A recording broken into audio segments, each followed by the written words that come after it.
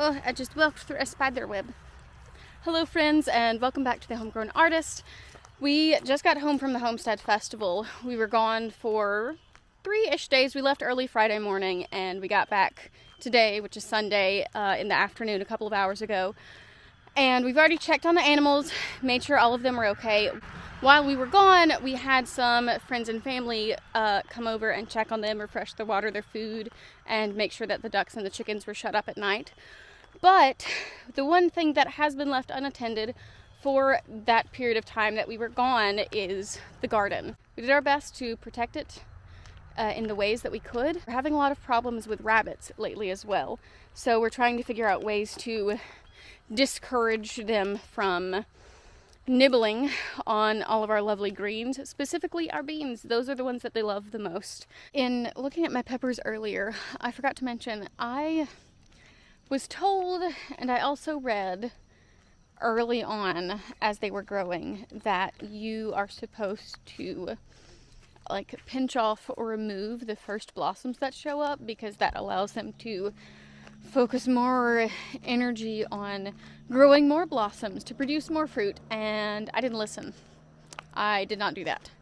So, I have some little peppers growing now. It's golden hour, but I'm walking into the sun.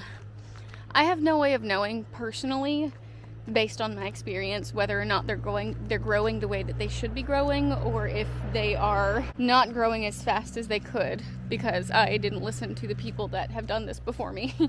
So the ones that are just now getting their first blossoms, I am going to do what the experts say to do. So the first thing we're going to check on is the side of the garden that we have not raked and built up the beds and not mulched yet. We got as many of the weeds out as we could before we left, especially around our corn and our sweet potatoes that we planted. But it rained while we were gone, which means that more than likely all of the weeds are back.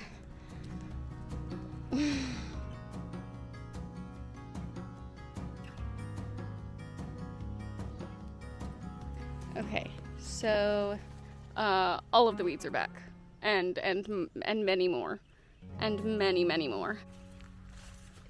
So these are the rows that have our corn, and you can see that there are many weeds. We put down the cardboard, and by we I mean my sister, because this is the corn that she wanted to grow. She put down the cardboard to help keep the weeds out of the center of the rows, but that's where the corn actually is, and it's got weeds and grass. It's not super bad. Seems manageable here because we took those protective measures to keep the grass and the morning glories and the Jemison weed and the kookaburras, which are the main things that we have trouble with from growing up around it. So let's go check on the sweet potatoes and some of the other things that we have. I really should have my hat on right now.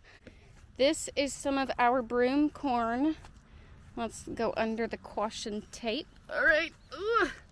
Oh, I'm too old for that. This right here is some of our broom corn that we have growing along this way. So we've got to get this cleared out.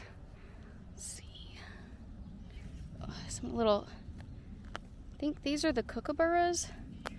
I'm not sure. I just know which ones are weeds. And I know which ones are morning glories, which strangle out the plants. Okay, and then right here. So we have to be careful with these rows because this looks like grass. There's stuff in this row particularly that looks like grass, but it is something called triticale. Triticale? I'm gonna put it on the screen somewhere, because I don't know how to pronounce it. It's incredibly hard to distinguish from the grass, so we're gonna have to do this section by hand rather than using one of the garden implements. Let's move over to check on the little sweet potatoes. We planted these literally the day before we left. We're just hoping that these have sustained some amount of life, especially with the lack of water. It rained a little bit, but I don't know that it has been enough. Of course, it's never enough, and especially as hot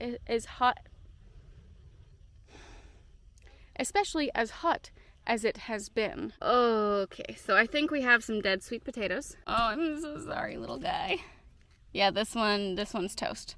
This one is crispy. This one is crispy. That one's crispy. I think most of them are dead. You can see me like, oh my gosh, you can see my shadow. I'm like crouched over holding the camera, walking along like a grandma. Okay, this one's not entirely dead. It's getting there.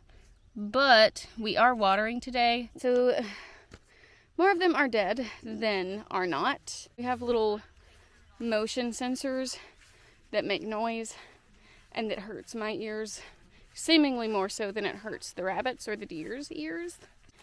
I think we're looking pretty good. Okay, so the row, like the day before we left, I hoed out the pepper rows pretty well. You can see that they are kind of filling up with weeds on the side, but close to the plants, it's pretty clean, clean-ish. So that makes my life a lot easier. My jalapenos, of which I planted many, are still very, very small. They like none of them have peppers on them yet. None of them even have blossoms or any blooms. Some of them are looking better than others, but those are the ones that were particularly leggy. If I can get you around to see this guy right here. Yeah, there we go, there we go. The ones over here are teeny tiny and getting eaten. So I've got to figure out what to do about that. But let's take a look at some of the ones that have peppers to pick. These are my Buena Mulata. My Buena Mulata. Can you see them? And the peppers on this plant, from what I understand, are supposed to, like, a lot of peppers turn red before you harvest them. What is that? Oh, it's horses. Oh my gosh. It scared the crap out of me. Okay, we're gonna go look at the horses. Let's take a little journey. So, I have my Homestead shirt on. Got this from the festival. Hi, babies. Hi. Oh, aren't they beautiful? Okay, so, whoa, I zoomed in to see them, but I had not realized that I needed to zoom out to get to my face. Hold on, let me fix that. That's better. I don't think anyone wants to get that close and personal. Oh my goodness. I'm so excited. All of the blueberry bushes are full of little baby berries that will soon be ready to pick. And, oh, hi, Mr. Spider. If I were not on camera, I would not be as cool about seeing a spider. But since I'm on camera, I'm gonna be cool as a cucumber. Look at that distinguished gentleman. Hi. Okay, I'm gonna leave because it looks like you're having a moment. Also, I'm wearing socks with sandals. Is that sacrilegious? Especially to garden in? I kind of feel like it is. Look at how big these leaves are. Oh my gosh. I didn't realize they would get that big. But then some of them haven't, and all of these were put in at the same time, right? Oh, they were all put in at the same time? All put in at the same time. This guy's doing great.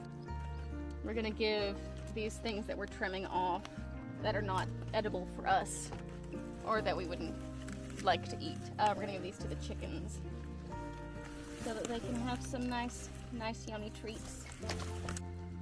I don't know that the cauliflower will do anything else. Yeah. Like the broccoli.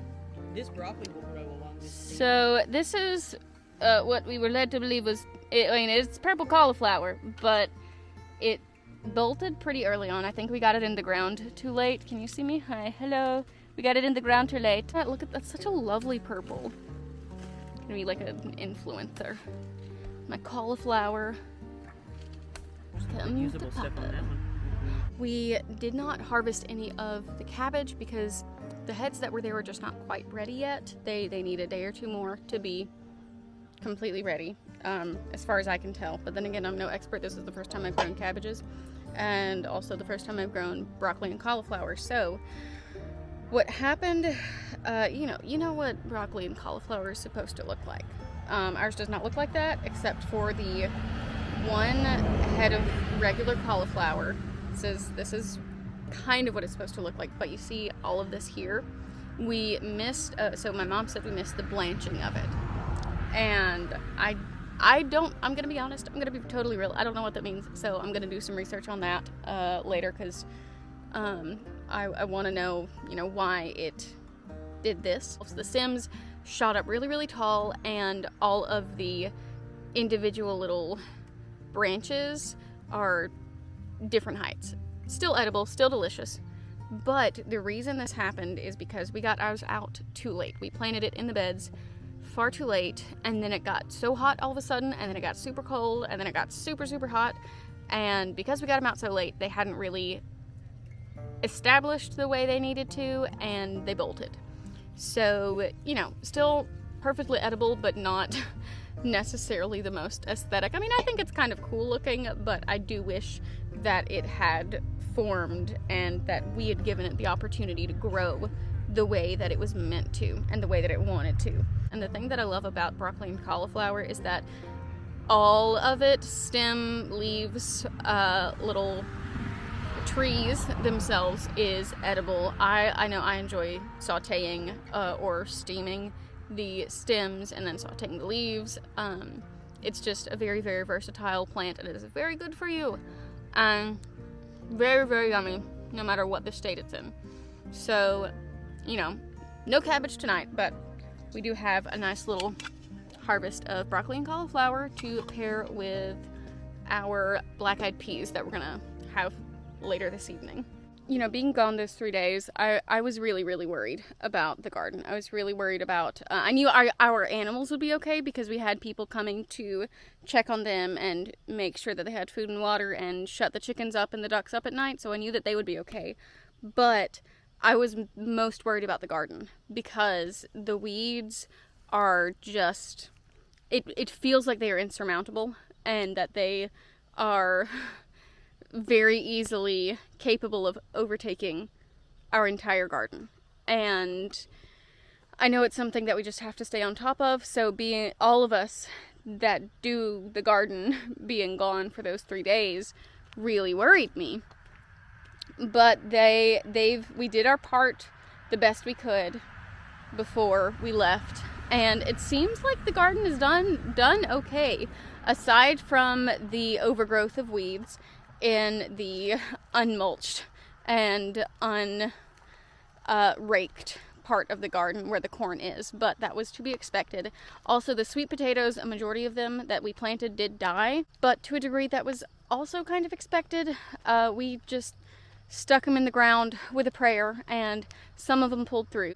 Someone from church actually dropped off while we were gone a large bucket of sweet potato slips for us to replant. So that was very, very kind, and we are very grateful for that. And I think everything's done pretty well. We're just going to make sure all of the stuff is watered and that we have taken care of it and done what damage control we needed to do. But thank you so much for watching, and I will see you in the next one. Bye-bye.